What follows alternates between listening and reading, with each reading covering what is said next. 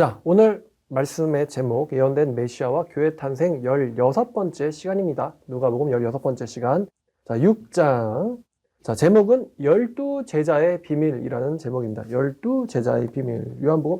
누가복음 6장입니다. 누가복음 6장. 자, 우리가 지난 시간 11절까지 왔습니다. 예수께서 병든 자를 고치냐 안 고치냐. 바리새인들의 관심사는 저분은 누구신데 병자를 고치는 거야가 아니라 왜 안식일 날 일을 하셔? 이게 문제죠. 바리새인들은. 그들이 매우 노기가 나서 어떻게 할까 서로 의논하기 시작했다. 아직까지는 예수님을 죽여야겠다라는 생각까지는 가지 않았어요. 근데 어떻게 할까? 이제 여기서 한 발짝 더 가면은 예수를 죽이자. 이렇게까지 가는 거죠.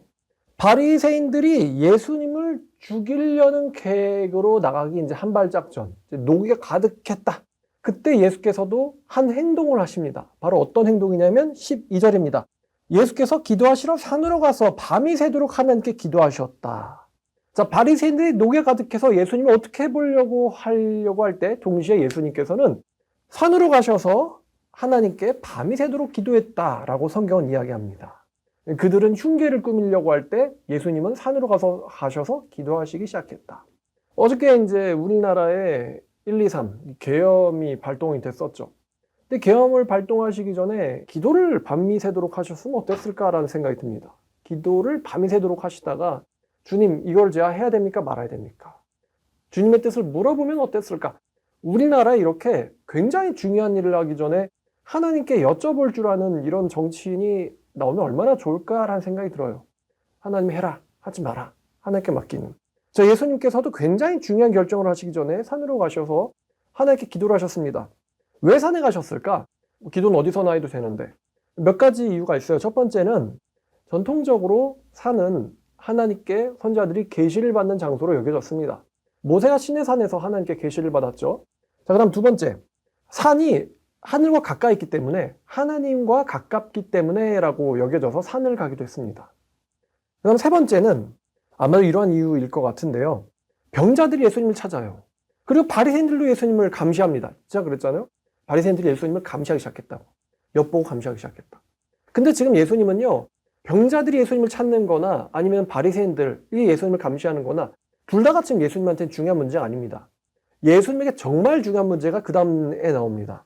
자, 13절 보니까 밝음에 그 제자들을 부르사 그 중에서 12를 택하사 사도라 칭하셨으니. 자, 예수님에게 정말 중요한 문제는요. 누구를 자기의 사명을 이을 제자들로 삼을 것인가예요.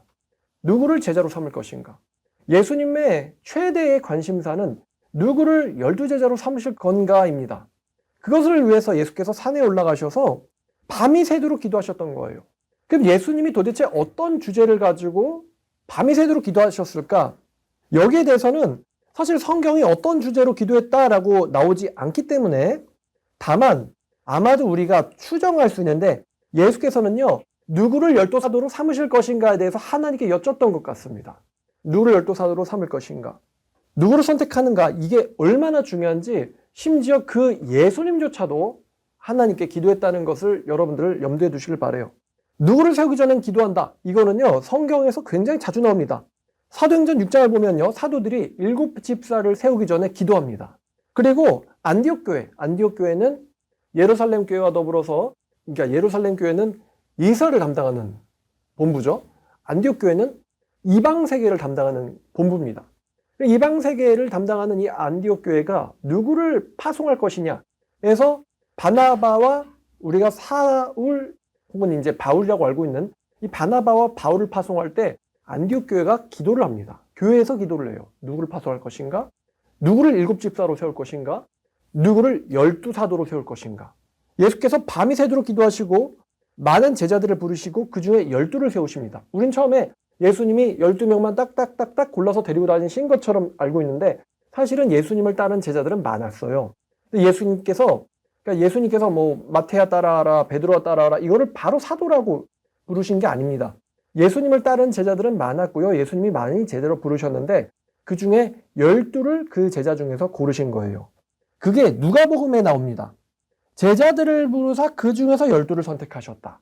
그러니까 12명만 부르시고 12를 고르신 게 아니에요. 제자들을 부르사 그 중에서 12명을 선발하신 겁니다. 예수께서. 그리고 그것을 위해서 그 전날 밤새도록 기도하신 거예요, 예수께서는. 기도는 우리가 중요한 결정을 하기 전에 꼭 해야 되는 중요한 일이지만 특히나 사람을 세우는 기도는 정말 중요합니다. 누구를 세울 것인가? 솔직히 말하면 말이죠. 어떤 사람이 다 사람이에요. 다 사람이기 때문에 어떤 사람의 개인적인 재능으로 모든 걸 다 바꿔버리는 일은 흔치 않습니다. 대부분의 경우 정말 중요한 일은요. 누구를 후임자나 동역자로 세울 것인가예요. 사실 요 사람만 알아보는 기술만 있어도요. 인생은 80%는 성공한다고 보면 됩니다. 누구를 세우냐? 여러분, 세계적인 기업들 있잖아요. 세계적인 기업들에서 우리가 이제 혁명가, 개혁가라 불리는 사람들이 하는 중요한 일 중에 하나는 A급 전문가들만 모아놓는 일이에요. 세상에는 B급도 많고 C급도 많지만 A급은 정말로 적습니다. CEO들이 하는 일은요, A급끼리 모아놓는 겁니다. 누가 정말 이 일의 적임자인가? 누구를 세우느냐가 회사의 흥망성쇠를 좌우합니다. 나라의 흥망성쇠를 좌우합니다. 사람 하나 잘못 세웠다가 지금 보니까 삼성이 휘청하잖아요. 삼성전자 휘청합니다. 어느 방향으로 사업을 몰고 갈 것인가, 누구를 선택하느냐가 정말 중요한 것이죠. 나라도 마찬가지예요. 국방부 장관을 누구를 세울 것인가, 계엄사령관을 누구를 세울 것인가, 대통령을 누구를 뽑을 것인가, 이 누구를 세우냐는 것은 정말로 중요한 결정입니다. 예수님께서도 밤을 새워서 기도하셨다는 거, 12세아도를 세우시기 전에. 교회에서도요, 경솔히 안수하면 큰일 납니다. 경솔히 세례주면 큰일 납니다. 경솔히 임직하면 큰일 납니다. 현실적으로 교회의 지금 문제는요, 목회자와 장로들과 이제 중요하겠죠? 집사들. 어떤 목회자, 어떤 장로들이 세워지느냐가 한국교회 흥망성쇠를 결정했다라고 봐도 과언이 아니에요. 신학교 나왔다고 목회자 세운다? 혹은 돈 많이 냈다고 장로 세운다? 절대 안 됩니다. 이런 분들을 세우기 전에 반드시 교회가 밤을 새워 기도할 일을 하는 것이죠. 자, 그럼 예수님은 왜 12제자를 세웠을까? 자, 우리가 한번 누가복음 22장 29절을 보죠. 누가복음 22장 29절. 자, 29절 30절을 보면은 내 아버지께서 나라를 내게 맡기신 것 같이 나도 너에게 맡겨 너희로 내 나라에 있어 내 상에서 먹고 마시며 또는 보좌에 앉아 이스라엘의 12지파를 다스리게 하려 하노라. 자, 지금 예수님은요, 새로운 나라를 이끌고 계십니다. 새로운 나라를 만드실 거예요. 내 나라에 있다라고 말씀하셨어요. 아버지께서 맡기신 내 나라. 그럼 내 나라를 다스릴 12명의 사람들.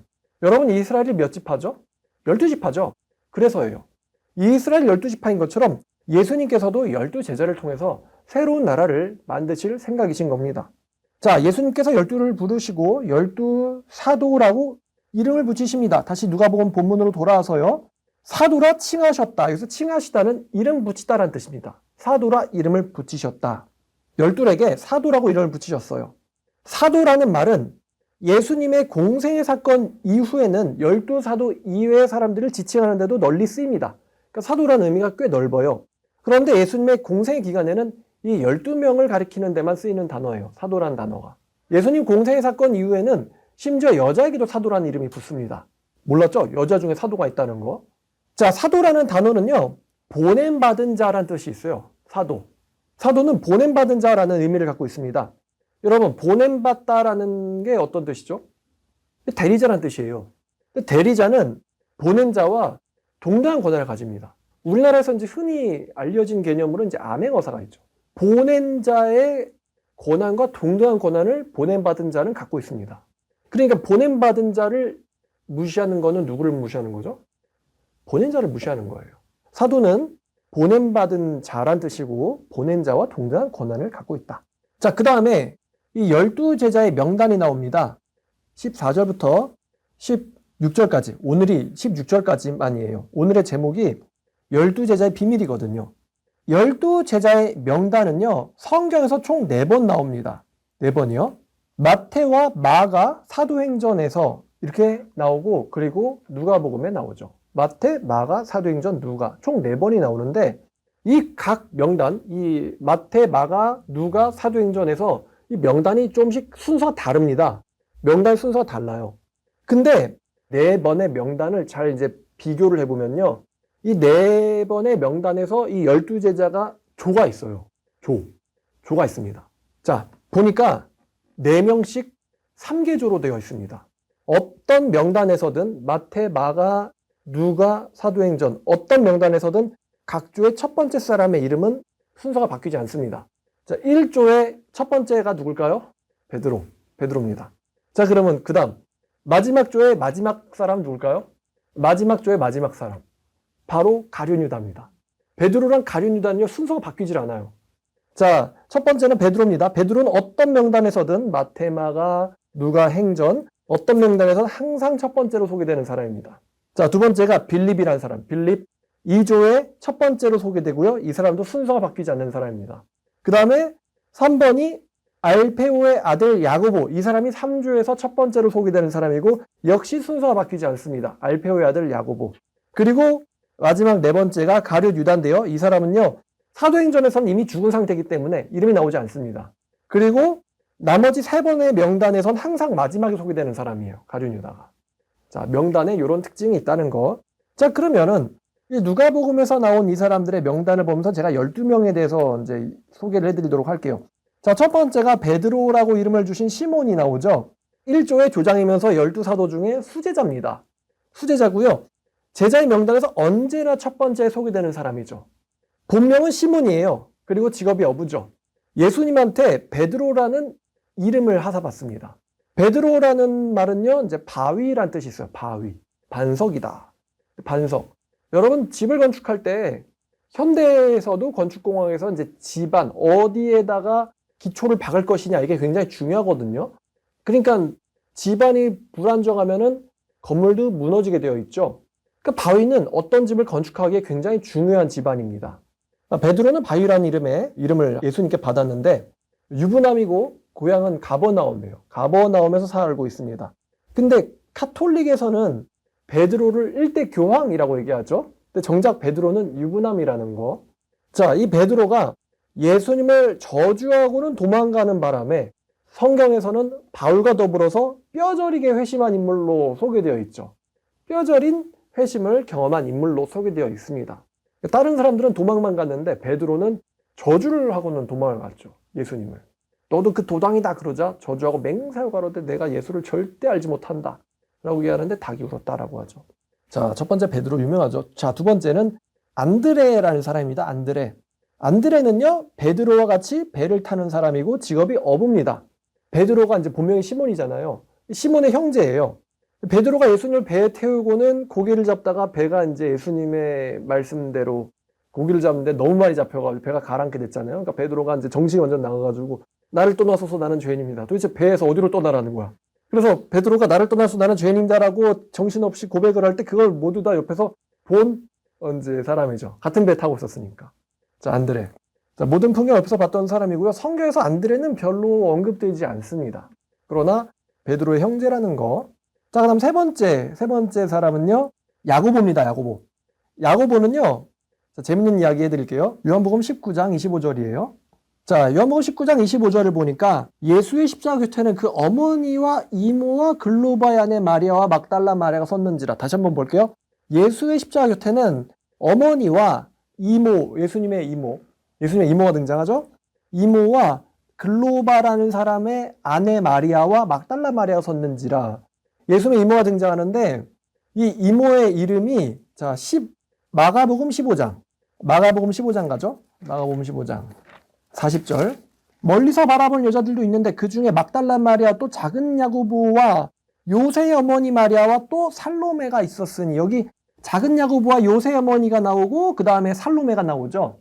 아까 예수님의 이모의 이름이 살로메입니다. 예수님의 이모의 이름이 살로메고, 그러니까 예수님의 어머니 마리아의 시스터란 소리죠. 그분의 이름이 살로메인데 그 살로메에게 아들이 있었으니, 어머니니까 이제 아들이 있어요. 아들이 있는데, 자, 마태복음 27장 56절. 마태복음 27장 56절. 그 중에는 막달라 마리아와 또 야고보와 요셉의 어머니 마리아와 또 세베대의 아들들의 어머니도 있더라. 세베대의 아들들의 어머니. 이름이 안 나오는데 아까 살로메입니다. 살로메. 자, 다시 누가복음 6장으로 가시죠. 누가복음 6장. 자, 여기 그의 동생 안드레와, 자, 안드레 뒤에 야고보와 요한 나오죠. 야고보와 요한. 이 야고보와 요한이 세베대 아들들입니다. 세베대 아들들. 자, 그러면 야고보와 요한의 엄마가 살로메의 시스터가 마리아, 아들이 예수라는 것은 예수님과 이 야고보 요한은 사촌 관계란 뜻이에요. 사촌 관계다. 사촌 관계. 이모의 아들이에요. 사촌 관계입니다. 재밌죠? 자, 그래서 이 세 번째 제자인 야고보는요, 예수님과 사촌 관계고요. 요한과 더불어서 우레의 아들들이라는 별명을 얻었습니다. 우레 아들, 아니라 우레 아들들, 이 두 명을 가리켜서요. 그러니까 야고보와 요한이 왜 우레의 아들들이냐, 왜 썬더 오브 선즈라는 별명을 가졌을까? 목소리가 크거나 아니면 성질이 지저분하다는 표현은 안 되겠죠. 목소리가 크든지 급하든지 성질이 뭔가 있든지. 그래서 예수님한테 우레의 아들들이라는 별명을 얻은 게 바로 이 야고보와 요한입니다. 뭐 뱃사람이니까 그럴 수도 있겠죠. 잡으라고! 이러면서 잡으라고! 바다에서 시끄럽잖아요. 그러니까 목소리가 컸을 수도 있고요. 자, 그리고 야고보가 12제자 중에 첫 번째 순교자입니다. 첫 번째 순교자예요. 자, 그 다음에 다시 누가복음 6장의 14절 세 번째 소개인 야고보 뒤에 네 번째가 이제 요한 나오죠. 요한은 야고보의 형제이면서 요한복음과 요한 1, 2, 3서 그리고 요한계시록의 저자로 우리에게 잘 알려져 있습니다. 우레의 형제인 야고보와 더불어서 형인 야고보와 더불어서 우레의 아들이라는 별명을 또 예수님한테 얻었어요. 그러니까 요한도 성질은 보통이 아닌 것 같습니다. 우리가 알고 있는 되게 청순한 이미지는 또 아닌 것 같아요. 실제 캐릭터는요. 그리고 우레 아들이라는 별명을 갖고 있고요. 요한의 성경에서는 요한은 자신의 이름을 쓰기보다는 예수께서 사랑하시는 자라고 표현하기를 좋아합니다. 겉은 우레인데 속은 되게 부드러운 남자. 예수님이 사랑하는 자라고 표현하기를 좋아해요. 자기 표현에 따르면. 근데 실제로 외부에서는 우레 아들이라는 별명을 갖고 있는 사람. 자, 그래서 야고보와 형제 관계이기 때문에 예수님과도 역시 사촌 관계인 사람이 바로 이 사도 요한입니다. 자, 그 다음에 빌립. 이 빌립 다섯 번째 소개되는데 제가 아까 4명씩 3개조라고 그랬잖아요. 그럼 빌립은 다섯 번째니까 2조 조장입니다. 빌립은요, 베세다 출신 사람이고요. 요한복음에서 나다나엘을 예수님한테 소개한 사람이에요. 나다나엘을 예수님한테 소개한 사람. 그리고 빌립은요, 예수님의 사역을 이해하고 도우려고 많이 애쓴 사람이기도 합니다. 빌립 자체 캐릭터의 활동이 공관복음, 마태, 마가, 누가에는 별로 등장하지 않아요. 근데 요한복음에선 빌립이 좀 등장하는데 이 사람이 중요한 일을 뭐뭐 했냐면요, 나다나엘과 그 다음에 이방 사람들인 헬라인들을 예수님에게 소개한 사람이에요. 자, 요한복음 1장 보죠. 요한복음 1장 43절부터 46절까지. 이튿날 예수께서 갈릴리로 나가려 하시다가 빌립을 만나 이르시되 나를 따르라 하시니 빌립은 안드레와 베드로와 한 동네 벳세다 사람이더라. 빌립이 나다나엘을 찾아 이르되 모세가 율법에 기록하였고 여러 선지자가 기록한 그 일을 우리가 만났으니 요셉의 아들 나사렛 예수다. 나다나엘이 이르되 나사렛에서 무슨 선한 것이 날 수 있겠느냐. 그러자 빌립이 이르되 와서 보라 하니라. 자, 빌립이 지금 나다나엘을 예수님한테 연결하고 있죠. 연결을 하고 있습니다. 자, 그 다음 또 요한복음 12장 20절. 자, 요한복음 12장 20절 말씀. 명절에 예배하러 올라온 사람 중에 헬라인들 몇 사람 있었는데 그들이 갈릴리의 베세다 사람 빌립에게 가서 청하여 이르되 선생이여 우리가 예수를 배우고자 하나이다 하니, 그러니까 예수님을 만나려면 첫 번째로 이제 열어야 되는 문이 바로 빌립인 거죠. 그러자 빌립이 안드레한테 가서 말하고 안드레와 빌립이 둘이 같이 가서 예수께 가서 여쭈니라고 했어요. 그러니까 빌립이 뭘 좋아하냐면요, 사람들을 예수님한테 소개하는 걸 좋아해요. 주선자입니다. 주선자. 그래서 즉 빌립은요, 예수님의 국내외 홍보 담당입니다. 예수님 만나고 싶어? 그럼 나를 통해야 돼. 자, 국내 홍보 담당입니다. 빌립이.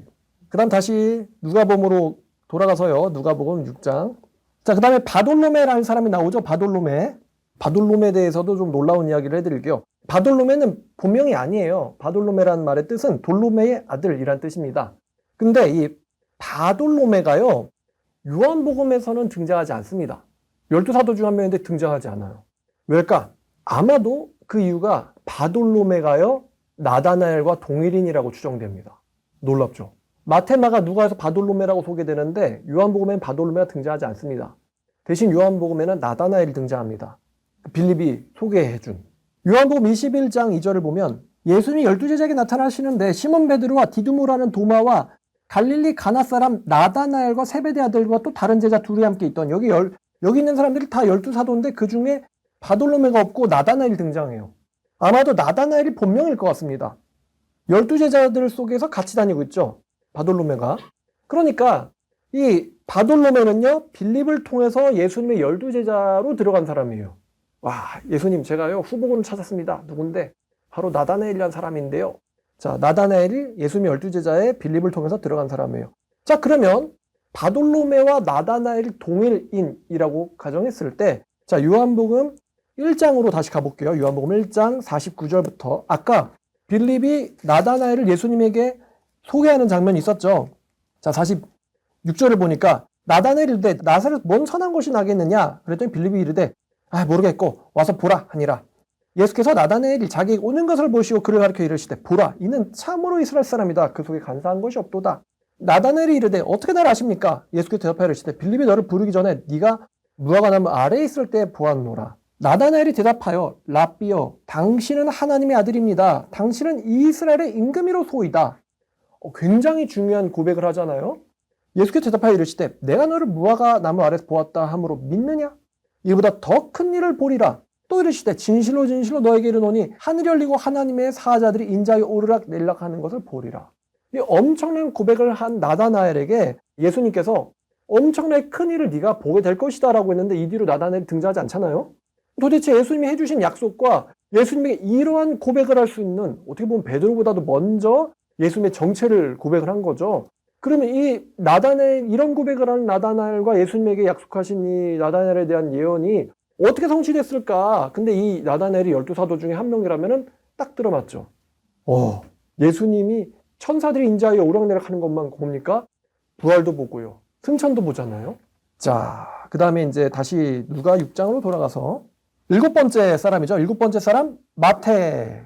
우리가 저번 시간에 봤던 사람입니다. 마태. 레위가 본명이죠. 그리고 부자입니다. 마태는 당시 바리새인들과 유대인들한테 죄인으로 취급됐죠. 죄인으로 취급돼가지고 이제 오늘날로 치면은 이제 일제 시대의 친일파 같은 사람입니다. 바리새인들한테 죄인으로 취급돼서요, 잔치를 열어도 바리새인들은 들어오려고도 하지 않죠. 그 정도로 부정한 사람 취급받았는데 멸시도 받았고요. 근데 예수님께서 제자로 부르시자 마태는요, 주변의 세리 동료들을 불러가지고 큰 잔치를 열었죠. 그러면서 예수님을 따르기 위해서 아주 좋은 직업인데 세리란 직업을 버리고 예수님을 쫓았던 사람입니다. 예수님을 따르기 위해서 직업을 버린 사람. 아마도 마태복음의 저자로 여겨지는 사람인데, 마태복음이 유대인들의 눈높이에 맞춰서 기록됐다는 특징이 있어요. 마태복음은 유대인들의 눈높이에 맞췄다. 근데 유대인들이 마태를 좋아한다고요? 싫어한다고요? 싫어하죠. 근데 마태복음은 사복음서들 중에서도 유대인들의 눈높이에 맞추려고 노력한 성경이에요. 그렇다는 걸 보면은 자신을 미워했던 동족에 대한 사랑이 컸던 인물인 것 같습니다, 마태가. 역시 성경에 크게 등장하진 않습니다. 다만 마태라는 사람의 캐릭터는 유대인들을 굉장히 아끼고 사랑했던 것 같아요. 자, 이집트 쪽에 있는 에디오파에서 순교했다고 전해지는 사람입니다. 자, 그 다음에 8번째 인물, 이제 도마가 나오는데, 이 도마는요, 쌍둥이라는 뜻의 아람어입니다. 쌍둥이라는 뜻의 아람어인데, 원래 이름도요, 쌍둥이라는 뜻의 디두모라는 이름을 갖고 있습니다. 디두모라 불리는 도마. 디두모, 도마. 그래서 이 도마는요, 이제 뭐가 많냐? 의심이 많죠. 이 사람은 전형적인 회의론자예요. 그래서 만져보지 않으면 믿지 않는다. 쪽이죠, 이 사람은. 만져보지 않으면 믿지 않겠다. 아주 의심 많은. 그러나 이제 그러니까 예수님의 제자 중에 별별 사람이 많은 거예요. 의심 많은 인간도 있고, 또 뭐 예수님의 사촌도 있고, 그 다음에 뭐 떠나란 인간도 있고, 참 별 사람이 많아요. 세리도 있고. 자, 여기까지가 이제 8번째 사람이고요. 자, 9번째 사람, 3주 1번. 역시 내 명단에서 이름의 순서가 바뀌지 않은 9번째로 소개되는 사람, 알페오의 아들 야고보가 등장하죠. 알페오의 아들 야고보. 3조 조장이고요. 이 알페오라는 사람, 알페오의 아들이라고 했잖아요. 그러니까 알페오라는 사람은 야고보의 아빠죠. 근데 이 알페오가 이런 주장이 있어요. 누가복음에서 예수님이 부활하시고 나서 엠마오로 가는 두 제자가 있었습니다. 그 두 제자 중에 한 명의 이름이 글로바라고 소개되거든요. 근데 이 글로바와 동일 인물이 알페오일 가능성이 있어요. 글로바와 알페오는 동일일 가능성이 있다. 자, 근데 마테라는 사람도 알페오의 아들로 소개됩니다. 알페오의 아들 야고보와 마테가 형제 관계일 수도 있다라는 주장이 있어요. 근데 워낙 알페오라는 이름이 흔했기 때문에 마테와 이 야고보가 형제 관계인가는 확실치는 않습니다. 자, 글로바의 아들 야고보. 또 작은 야고보라고도 불려요. 작은 야고보. 왜냐하면 큰 야고보는 그게 우레 있잖아요. 우레 아들 야고보가 있기 때문에 작은 야고보라고도 불립니다. 키가 작은지는 모르겠어요. 아니, 키가 작을 수도 있죠. 목소리가 작을 수도 있고. 자, 그 다음에 10번째. 이 사람도 특이한데 셀롯이라는 시몬이 나오죠. 셀롯, 이거는 남자들은 다 아는 단어입니다. 셀롯 뭘까? 영어 단어 뭔가를 셀롯이라고 번역을 했어요. 뭐냐면은 15절을 보면 되지. 15절 마지막에 뭐라고 나와 있어요? 질롯. 그죠? 질롯이에요. 질롯, 시몬. 질롯. 이 질롯이 뭐예요? 광신적인, 열정적인 이런 뜻입니다. 질롯이. 광신, 열정적인. 헬라어로는 젤로테스라는 단어가 있어요. 젤로테스. 영어로는 질롯입니다. 이 질롯을 우리나라 말로 번역을 할 때 셀롯으로 번역을 한 거예요. 그러니까 질롯이라는 단어가요. 다른 성경에서는 가나나인이라고도 표현돼요. 가나나인 시몬으로도 소개되는데 가나나인이란 뜻은요. 카나나이오스라는 단어에서 온 거예요. 카나나이오스, 가나안인 아니면 셀롯이라는 거랑 똑같은 뜻인데 이게 뭐냐면은 열심당원이라는 뜻이에요. 열심당원. 열정적인 열심당원. 열심당원은 제가 한번 언급한 적 있는데요. 바리새파와 사두개파와 그 세례요한 때에 많이 활동했었던 에세네파와 더불어서 이스라엘 네 번째 집단이 바로 이 열심당원입니다. 이 열심당원이 어떤 애들이냐면은 유대교의 독립을 꾀하는 극단적인 집단이에요. 극단적인 집단. 그래서 오늘날로 치면 극우에 속한 사람들입니다. 로마를 쳐부수고 붕괴시키자. 이스라엘을 강제적으로 군사력으로 독립하자. 이 극우 쪽 사람이에요. 그래서 아마도 로마 정부 밑에서 일하던 사람이 누구예요? 세리, 마태. 그러니까 예수님 제자 중에서는 로마 정부 밑에서 일하던 마태도 있고 독립을 꾀하자 이러면서 싸우자 이러는 열심당원 이 시몬도 있는 거예요. 어떻게 보면 극좌와 극우가 같은 팀에 있는 거죠. 아주 재밌죠. 예수님 표현력이 정말 로마 정부의 세리도 있고 극우파인 시몬도 열심당원 시몬도 있어요. 참 재밌죠. 정말 스펙트럼이 넓습니다. 이건 제 의견이 아마 마태랑 사이가 안 좋았을 거다. 그죠? 자, 열심당원 시몬도 있었다. 자, 그 다음에 이제 11번째 제자가요. 야고보의 아들 유다라고 등장하는데 다데오라는 사람과 동일인입니다. 다데오라는 사람과 동일인이고요. 요한복음에서는 가룟은 아닌 유다라고도 불립니다. 가룟은 아닌 유다. 역시 성경에 많이 활동하진 않아요. 많이 드러나진 않습니다.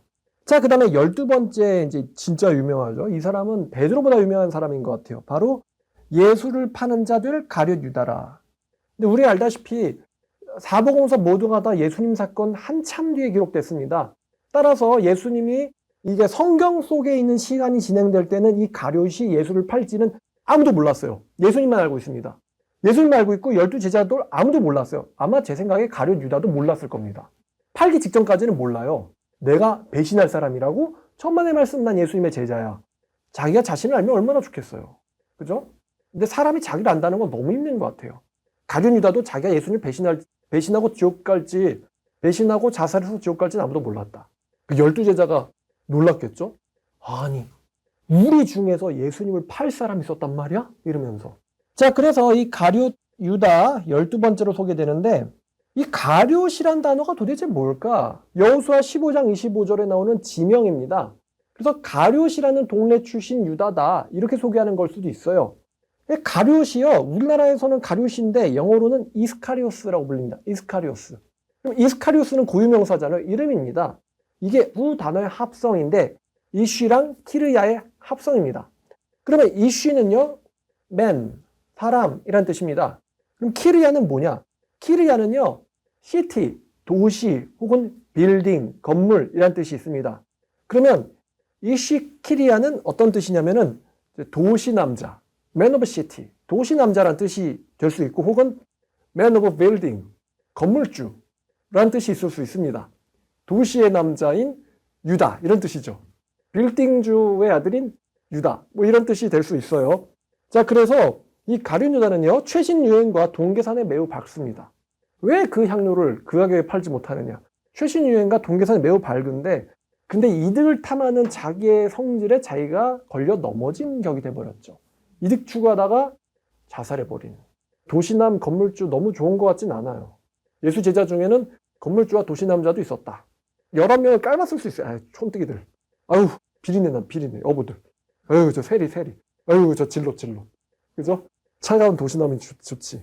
자, 근데 아이러니하게도 가룟이란 단어는요, 아람어로는 잘못된, 그릇된, 틀린 이런 뜻이 있습니다. 예수님이 아람어로 설교하셨다는 것을 염두에 보면은 가룟유다라는 단어는 잘못된, 그릇된 유다라는 뜻으로도 들릴 수 있다는 거예요. 참 아이러니하죠? 예수님의 제자의 명단에서 항상 마지막에 등장하는 사람이고 오늘날 우리들에게는 배신의 아이콘으로도 쓰이죠. 이스카리옷. 아마 여러분 외국 사람들이 성경 인물들을 이름 쓰는 거 되게 좋아하잖아요. 근데 이스카리옷은 잘 안 쓸걸요? 자, 오늘 설교 여기까지입니다. 바리새인들이 예수님을 죽이기 위해서 대적하려고 노기가 가득해서 음모를 꾸미기 시작할 때 예수님은 산에 올라가서 기도를 하셨습니다. 그 기도의 제목은요, 12를 부르시는 거에 대해서였어요. 하나님이 주신 사명을 잇게 될 12명의 사람들을 뽑으실 때 예수님께서는 밤이 새도록 기도하셨다는 거 집중하셔서 대적자들 음모를 꾸밀 때 예수님은 자신의 일을 이을 12명의 중요한 사람들을 선택하시기 시작하셨다라는 뜻입니다. 말씀드린 것처럼 사람이 할 수 있는 일 중에 제일 중요한 일은요, 어떤 사람을 동역자나 후임자로 쓸 것이냐라는 것입니다. 이 일이요, 인간이 할 수 있는 일 중에 제일 중요한 일입니다. 동역자나 후임자를 누구를 쓸 것이냐. 좋은 친구를 만나면요, 인생을 구할 수도 있지만 나쁜 친구를 만나면 인생을 망칠 수도 있습니다.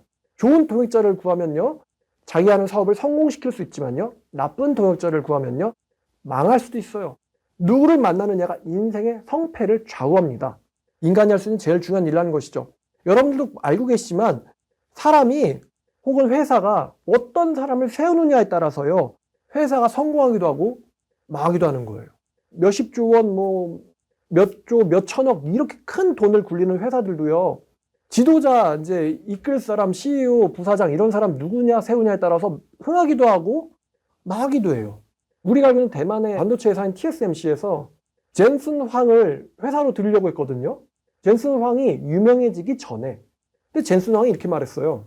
그 당시에는 엔비디아는 작은 회사였기 때문에 젠슨 황 글로 가면은 부자 되는 거잖아요. 근데 젠슨 황이 저는 돈을 위해서 일하지 않습니다. 이렇게 말했다는 거예요. 그리고 거절했대요. 그리고 나서 여러분이 아시다시피 지금 가장 시가총액이 큰 회사의 CEO가 돼버렸죠. 사람을 잘 알아봤던 거예요. TSMC도. 자, 우리가 근데 어떤 사람을 세울까? 어떤 사람을 동역자로 세울까? 어떤 사람을 후임자로 세울까? 이때 제일 중요하게 해야 될 일이 뭐라고요? 하나님 앞에서 뭐 하는 거예요? 기도하는 거였다.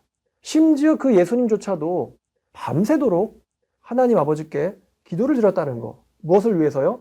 12사람을 제자로 사도로 부르시기 위해서 기도하셨다는 거.